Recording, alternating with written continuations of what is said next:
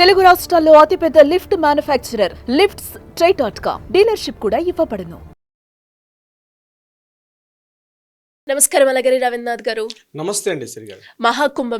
మహాకుంభమేళలో జరిగిన చాలా మంది భక్తులు ఎవరైతే స్నానం ఆచరించడానికి వచ్చారో అక్కడ ఆల్మోస్ట్ తొక్కిసలాటతో పాటు 17 మంది చనిపోయారు అన్న ప్రచారం మనం వింటూ ఉన్నాం. అసలు అది ఎలా జరిగిందంటారు? దానికి సంబంధించిన పూర్తి వివరాలు ఏంటి సార్? ప్రయాగరాజులో ఈరోజు మౌని అమావాస్య సందర్భంగా వేలాది మంది, లక్షలాది మంది ఒకేసారి స్నానం చేయాలి అనే ఉద్దేశంతో ఈరోజు ఉదయం 2:30 ఆ ప్రాంతంలో ఒకేసారి అందరూ కూడా త్రివేణి సంగమం వైపు వెళ్ళే సందర్భంలో అక్కడ బారికేడ్స్ అన్నీ కూడా పూర్తిగా నెట్టేసుకొని ఒకరి మీద ఒకరు పడి పూర్తిగా ఒక తొక్కిసలాట జరిగినట్టుగా మనకి వార్తలు అయితే వినిపిస్తున్నాయి. దీనికి సంబంధించి ఇందులో కూడా సుమారుగా ఒక 17 మంది గాయపడినట్టుగా ఒక అనధికార వర్గాల ఒక ఇన్ఫర్మేషన్. ఇప్పటివరకు కూడా అఫీషియల్గా ఇన్ఫర్మేషన్ ఏం చేయలేదు మనకి ఇప్పటివరకు. కానీ జరిగినటువంటి అక్కడ వార్తా కథనాలన్నీ మనం చూస్తుంటే అర్థమయ్యే విషయం ఏంటంటే సుమారుగా ఒక 17 మంది చనిపోయినట్టుగా, వీలైతే ఈ సంఖ్య కూడా పెరిగేటట్టుగా కూడా ఉందని చెప్తున్నారు. అందులో చాలామంది వందలాదిగా గాయపడ్డారు. వీళ్ళందరినీ కూడా దగ్గరలో ఉన్నటువంటి ఏవైతే హాస్పిటల్స్, అంబులెన్స్లు అక్కడ ఉన్నటువంటి ప్రదేశం తీసుకెళ్ళి అక్కడ కూడా వాళ్ళని అడ్మిట్ చేయడం కూడా జరిగింది. అయితే ఈరోజు మౌని అమావాస్య సందర్భంగా అంటే ఈ మొత్తం మహాకుంభమేళా జనవరి 13 నుంచి రేపు వచ్చే ఫిబ్రవరి 26 వరకు ఉన్నటువంటి ఈ కొన్ని స్పెషల్ డేస్ ఉన్నాయి. అందులో ఈరోజు మౌని అమావాస్య అంటారు. ఈరోజు జనవరి 29. దీని సందర్భంగా అంటే చాలా షాహీ స్నానం అంటారు, అంటే పవిత్ర స్నానాలు చేస్తారు. అంటే 13 అఖారాలు ఉన్నటువంటి సాధువులు, సంతలు అందరూ రావడంతో పాటు సామాన్య జనం కూడా పితృతర్పణాలు విడిచిపెట్టడం కోసం అని చాలా ఇంపార్టెంట్ డేగా పాటిస్తారు దీన్ని. యాక్చువల్గా మాఘమాసం వచ్చినటువంటి ఈ అమావాస్య చాలా విశేషమైనటువంటి, ముఖ్యంగా విష్ణువుకి చాలా ప్రీతికరమైనటువంటి అమావాస్యగా చెప్తారు. ఈరోజు ముఖ్యంగా పితృదేవతల యొక్క దీనికోసం చెప్పి తర్పణాలు విడిచిపెట్టడం కానీ, స్నానాలు చేయడం కానీ, శ్రాద్ధ కర్మలు చేయడం విషయంలో కూడా చేయడంలో ఎక్కువగా ఉంటారు. ఈ మౌని అమావాస్య అనేది చాలా పవిత్రమైనటువంటి ఇంపార్టెంట్ డే. అంటే మిగిలిన అన్ని రోజుల్లో కూడా ఇట్లాంటి అకేషన్ డేస్ కూడా ఉన్నాయి మధ్యలో స్నానాలకి. కానీ ఈ పవిత్ర స్నానాలకు సందర్భించి అక్కడ ఎన్నో ఘాట్లు ఉన్నాయి. ప్రయాగరాజ్లో ఈ త్రివేణి సంగమం దగ్గర ఉన్న ఘాటు కాకుండా రకరకాల గంగా ఘాట్స్ ఉన్నాయి అక్కడ. కానీ త్రివేణి సంగమం ప్రాంతంలోనే స్నానాలు ఆచరించాలనే ఉద్దేశంతో ఒకేసారి లక్షలాది మంది ఒకరినొకరు నెట్టుకుంటూ ముందుకెళ్లే సందర్భంలో జరిగినటువంటి ఈ అనుకోని ఒక దుర్ఘటన. అక్కడ పిల్లర్ నెంబర్ 159 దగ్గర మొత్తం ఆ స్నాన ఘాట్స్ చాలా వరకు ఉన్నాయి. ఒక వందలాదిగా ఉన్నటువంటి ఘాట్ సంఖ్య ఉన్నప్పటికీ కూడా ఈ త్రివేణి సంగమం ఎక్కడైతే గంగా, యమున, సరస్వతి ఉన్నటువంటి 3 నదుల యొక్క త్రివేణి సంగమం ఏ ప్రాంతం అయితే ఉందో ఆ ప్రాంతం వైపు ఒకేసారి వేలాదిగా, లక్షలాదిగా ఒకరికొకరు నెట్టుకుంటూ ఎర్లీ మార్నింగ్ 2:30-3 గంటల ఆ ప్రాంతంలో రావడం వల్ల ఇప్పటివరకు జనవరి 13 నుంచి ఈ రోజు వరకు ఎక్కడ ఇటువంటి సంఘటనలు కానీ ఏమీ లేదు. కానీ బాగానే జరిగింది. ఇప్పటివరకు 20 కోట్లకు పైబడి కూడా స్నానాలు చేశారని చెప్పి అధికార లెక్కలు ఉత్తరప్రదేశ్ ప్రభుత్వం కూడా ఇవ్వడం జరుగుతుంది. ఇది కాకుండా ఈ రోజు స్నానానికి సుమారుగా లక్షలాదిగా వస్తారని చెప్తూ ఒక అంచనా అయితే వేశారు. ప్రధానంగా ఇక్కడ ఏంటంటే ఈ గంగా స్నాన వాటికల్లో అఖారాల యొక్క ఇంపార్టెంట్, అఖాడ అంటారు లేదా అఖాడ అంటారు. ఈ అఖాడాల యొక్క చాలా ఇంపార్టెంట్ అనమాట. అంటే వాళ్ళు ఎక్కువగా సాధు సంతులు స్నానం చేస్తారు, ఊరేగింపుగా వెళ్తారు. అయితే ఆ టైంలో ఊరేగింపుగా వెళ్ళారని కొంతమంది చెప్తున్నారు. కానీ మిగిలిన మనకు కొన్ని వేరేగా వార్తాకథనాలు ఏమనిపిస్తున్నాయంటే అక్కడ అఖాడాలు ఇంకా వెళ్ళలేదు. ఈ రోజు 11 o'clock వెళ్తారని అక్కడ రవీంద్రపురి, అంటే ఈ పూర్తిగా ఈ 13 అఖాడాలకు సంబంధించి సమన్వయకర్త ఎవరైతే చీఫ్ హెడ్ ఉన్నటువంటి రవీంద్రపురి గారు చెప్తున్న మాట ఏంటంటే ముందుగా మేము స్నానాలు చేయమని చెప్పారు. అంటే ప్రభుత్వం సరైన ఏర్పాట్లు చేయలేదు కాబట్టి మేము అందరం, ఎందుకంటే ఒక్కొక్క అఖాడా కిందనే సుమారు కొన్ని వేల మంది ఉంటారు అన్నమాట ఒక్కొక్క అఖాడా కింద. అట్లాంటి 13 అఖాడాలు ఉంటాయి. ఈ 13 అఖాడాల్లో కొన్ని లక్షలాది మందిగా ఉంటారు. వీళ్ళందరూ కూడా అఘోరీ సంప్రదాయానికి సంబంధించినటువంటి అఘోరీ సంప్రదాయం, నాగసాధువులు వీళ్ళందరూ కూడా ఈ అఖాడాల కింద పనిచేస్తూ ఉంటారు.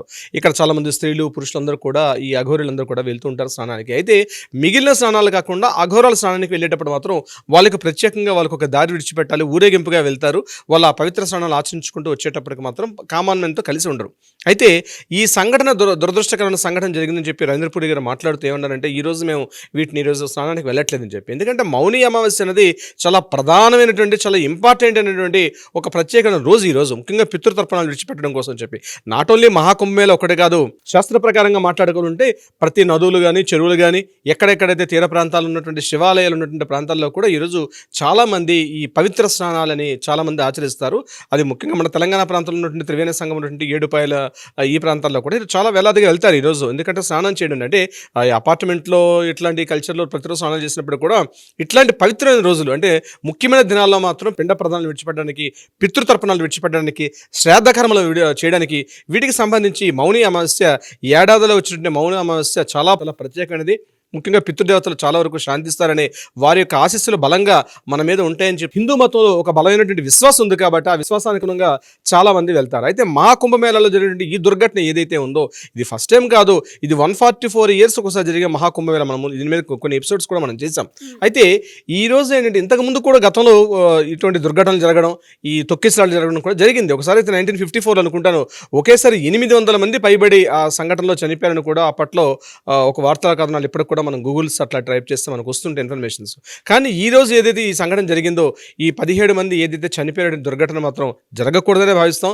దీని మీద ఉత్తరప్రదేశ్ ప్రభుత్వంలో ముఖ్యంగా యోగి ఆదిత్యనాథ్ గారు చాలా సందర్భాల్లో చెప్పడం జరిగింది, మీరు త్రివేణి సంగమం ఘాట్ వైపు వెళ్ళకండి, మిగిలిన ఘాట్లో స్నానాలు చేయమని చెప్పి చాలా రిక్వెస్ట్ ఎన్ని సందర్భాలు చేసినప్పటికీ కూడా ప్రత్యేకించి అదే ప్రాంతంలో ఆ యొక్క త్రివేణి సంగమం ఉన్న ప్రాంతంలో మాత్రమే స్నానం చేస్తే బాగుంటుందనే ఉద్దేశంతో లక్షలాదిగా భక్తులందరూ కూడా ఆ ప్రాంతానికి వెళ్ళి స్నానాలు చేయడం వల్ల ఈ దుర్ఘటన జరిగింది. దీని మీద ఇది ప్రభుత్వ వైఫల్యం అంటే ప్రభుత్వ వైఫల్యం కాదు, అక్కడ తాత్కాలికంగా ఉన్నటువంటి ఏదైతే మనుషుల్లో ఏదో జరిగిపోతుంది, ఎవరో నెట్టుకుంటూ ఒకేసారి దొమ్మిగా ఉండేటప్పుడు పైనుంచి నెట్టేసుకునేటప్పుడు కొంతమంది స్త్రీలు కానీ వృద్ధులు కానీ వీళ్ళందరూ ఏంటంటే కింద పడిపోవడం వల్ల వాళ్ళని తొక్కుకుంటూ ముందుకెళ్ళిపోయే సంఘటనలు చేసాలంటే అదే ఆ సందర్భం నుంచి జరుగుతుంటాయి. సో ఈ సంఘటన ఏదైతే ఉందో దీన్ని మాత్రం చాలా విచారించదగ్గ విషయం దీనికి సంబంధించి. కానీ ప్రభుత్వం తక్షణ చర్యలు చేపట్టింది. ప్రధానమంత్రి నరేంద్ర మోడీ గారు కూడా దీని మీద యోగి ఆదిత్యనాథ్ గారు మాట్లాడుతున్నారు. మన తెలుగు రాష్ట్రాల నుంచి కూడా లక్షలాది మంది వెళ్ళి ఉన్నారు ఆల్రెడీ అక్కడ. సో ఎవరు కూడా భయపడాల్సిన అవసరం లేదని అయితే చెప్తున్నారు. అక్కడ ఈ సంఘటన జరిగింది, కంప్లీట్గా బారికేడ్స్ పెట్టి ఈరోజు ఆ ఏదైతే తొక్కిసలాట ఆ సంఘటన దుర్ఘటన జరిగిందో ఆ ప్రదేశాన్ని మాత్రం వాళ్ళు క్యాప్చర్ చేసి హోల్డ్ చేసి పెట్టారు. అయితే క్యాప్చర్ చేయడం వల్ల మళ్ళీ వ్యతిరేకత మొదలైంది ప్రజల్లో. అంటే అది ఆ ప్రాంతంలో మీరు స్నానాలు చేయాల్సిన ప్రాంతంలో మీరు ఈ సంఘటన జరిగిందని చెప్పి మీరు అట్లా కట్టేయడం కరెక్ట్ కాదని చెప్పి ప్రజల నుంచి ఒక వ్యతిరేకంగా కూడా మాటలు వినిపిస్తున్నాయి. ఏదేమైనప్పుడు కూడా ఈ రోజు లాంటి ఒక పవిత్రమైన దినం, మనకు చాలా ఇంపార్టెంట్ డే రోజు మౌని అమావాస్య అంటే మౌనంగా ఉండాల్సిన రోజు మౌని అమావాస్య. అంటే మౌనంగా ఉండి తమ యొక్క పితృదేవతను స్మరించుకుంటూ వాళ్ళ యొక్క ఆశీస్సులు పొందడం కోసం ఉపవాసం ఉంటారు.